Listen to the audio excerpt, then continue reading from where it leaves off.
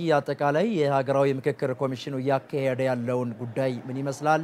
ለተመልካቾቻችን መረጃዎቹን አጋራለን። ተመልካቾቻችን የኢትዮጵያ ሀገራዊ ምክክር ኮሚሽን በአማራ ክልል ደረጃ አጀንዳ ማሰባሰብ የምክክር ምዕራፍ ማካሄድ ጀምሯል። ከትላንት ከመጋቢት 27 2017 ዓ.ም ጀምሮ እንግዲህ በባህር ዳር ከተማ የሚከናወነው የአጀንዳ ማሰባሰብ የምክክር ምዕራፍ የኢትዮጵያን ሰላም ያጸናሉ፣ እንዲሁም ደግሞ ጠንካራ ሀገረ መንግስት ለመገንባት ያግዛሉ። ከዚያም ማለፍ ሲል ደግሞ በክልሉ የሚታዩ ችግሮች በክልሉ ለሚታዩ አሁናዊ ችግሮች ዘላቂ መፍትሄ ያመጣሉ ተብሎ የሚታሰቡ ይሆናሉ ተብለው የሚታሰቡ ሀሳቦች እንግዲህ ከተለያዩ የማህበረሰብ ክፍሎች እየተነሱባቸው ነው የሚገኘው ማለት ነው። በዚህ የአጀንዳ ማሰባሰብ የምክክር ምዕራፍ ላይ በባህር ዳር ከተማ እየተከናወነ በሚገኝ አጀንዳ ማሰባሰብ የምክክር ምዕራፍ ላይ ከአማራ ክልል ከሚገኙ ከ260 በላይ ወደ 263 ከሚደርሱ ወረዳዎች የተውጣጡ ወደ 4500 የሚደርሱ የማህበረሰብ ተወካዮች ናቸው እንግዲህ በዚህ በባህር ዳር ከተማ ተገኝተው ቀደም ብዬ እንዳነሳሁት ለሀገር ይጠቅማሉ፣ ለሀገር ይበጃሉ ያሏቸውን ሀሳቦች እያነሱ እየተመካከሩ እያነሱ እየጣሉ ይሄኛው ይቀድማል፣ ይሄኛው ይሻላል፣ ከዚህኛው ደግሞ ይሄኛው ይሻላል የሚለውን የተለያዩ ሀሳቦች እያነሱ የሚገኙት ማለት ነው። እንግዲህ እነዚህ ወደ 4500 የሚደርሱ የማህበረሰብ ተወካዮች በዛሬው ዕለት በተለይ ከትላንት የመክፈቻ መርሃ ግብሩ ተከናውኗል። ዛሬ ሁለተኛ ቀኑ ውሎውን ነው ሲከናወን የዋለው ማለት ነው። በዚህ ውሎም እንግዲህ የተለያዩ ሀሳቦች ሲነሱ ውለዋል።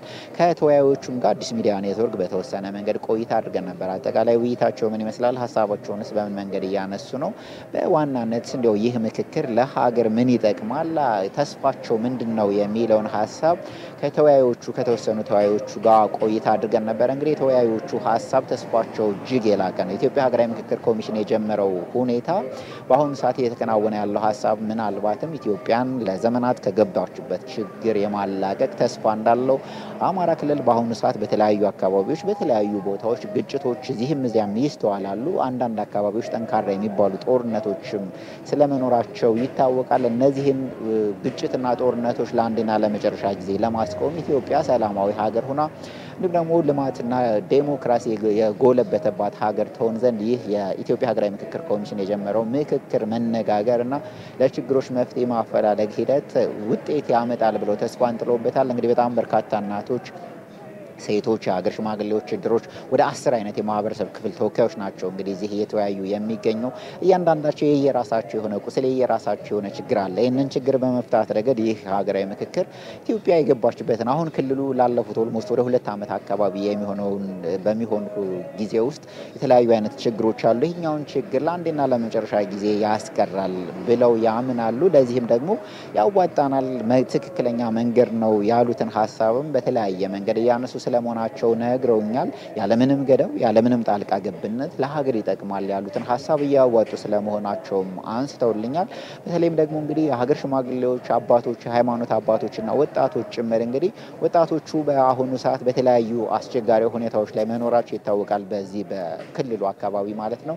እነዚህ ወጣቶች ቀጣይ የሚረከቧት ሀገር የተሻለች ሰላም የጸናባት ዲሞክራሲም የጎለበተባት ሀገር ትሆን ዘንድ ሀሳባቸውን ይጠቅማል ያሉትን ሀሳብ እያዋጡ ስለመሆናቸው አንስተውልኛል። ይህ ኢትዮጵያ ሀገራዊ ምክክር ኮሚሽን የጀመረ አጀንዳ ማሰባሰብ የምክክር ምዕራፍ ነገም ቀጥሎ የሚውል ይሆናል። ምናልባት እስከ ማክሰኞ ድረስ ይቀጥላል ተብሎ ነው የሚጠበቀው። በነገው ዕለትም የተለያዩ ሀሳቦችን ያነሱና ከዛ በኋላ እንግዲህ አጠቃላይ ሀሳባቸውን ወደ አንድ በማምጣት የሴቶች፣ የወጣቶች፣ የሀገር ሽማግሌዎች፣ የእድሮች፣ የሃይማኖት አባቶች እንዲህ ተብሎ ወደ 10 አይነት ማህበረሰብ ክፍሎች አሉ። ቀደም ብዬ እንዳነሳሁት ሳለ ገብርኤል እነዚህ ሀሳቦች እንግዲህ እነዚህ የማህበረሰብ ተወካዮች ለሀገር ይጠቅማሉ ያሏቸውን አጀንዳዎች ወደ አንድ በማምጣት ተመካክረው የሚቀነሱትን ቀንሰው ቅድሚያ የሚሰጠውን ቅድሚያ ሰጥተው እንዲሁም ደግሞ በኢትዮጵያ ደረጃ ልንመካከርባቸው፣ ልንመክርባቸው፣ ልንግባባባቸው ይገባል የሚሏቸውን ሀሳቦች ጠቅለል አድርገው የሚያቀርብ ይሆናል። ከማክሰኞ በኋላ ደግሞ ምናልባት ወይ ሮብ ወይ ደግሞ ሐሙስ በሚጀምረው ሌላኛው ምዕራፍ ደግሞ የተለያዩ የክልል ባለድርሻ አካላት የሚባሉ ተጽዕኖ ፈጣሪ ሰዎች፣ ፖለቲከኞች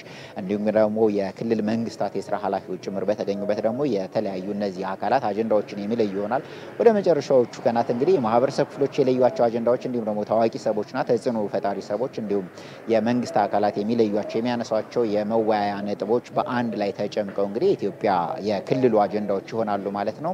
የክልሉ አጀንዳዎችም ወደ የተወሰኑ ሰዎች ይመረጣሉ። ክልሉን የሚወክሉ በኢትዮጵያ ደረጃ በሚከናወነው የምክክር ጉባኤ ላይ የሚሳተፉ የክልሉን አጀንዳዎች ይዘው የሚቀርቡ የተለያዩ ተወካዮች ይመረጡና አጀንዳዎቻቸውንም ለኢትዮጵያ ሀገራዊ ምክክር ኮሚሽን ያቀርባሉ ተብሎ ነው የሚጠበቀው። እንግዲህ በዛሬው ዕለት የተሳታፊዎች በነጻነት ሀሳባቸውን ያለምንም ችግር ያለምንም ጣልቃ ገብነት ያነሱ ውለዋል። ነገም የሚቀጥል ይሆናል። አዲስ ሚዲያ ኔትወርክም እንግዲህ ከዚህ ከባህር ዳር አጠቃላይ የተሳታፊዎች ሀሳብ ምን ይመስላል፣ የኢትዮጵያ ሀገራዊ ምክክር ኮሚሽንስ አጠቃላይ እስካሁን ሂደቱን እንዴት ይመለከተዋል የሚሉ ሀሳቦችን ወደ እናንተ የምናደርስ ይሆናል። ሳህለ ገብርኤል፣ ለአሁኑ ያለኝ መረጃ ይሄንን ይመስላል።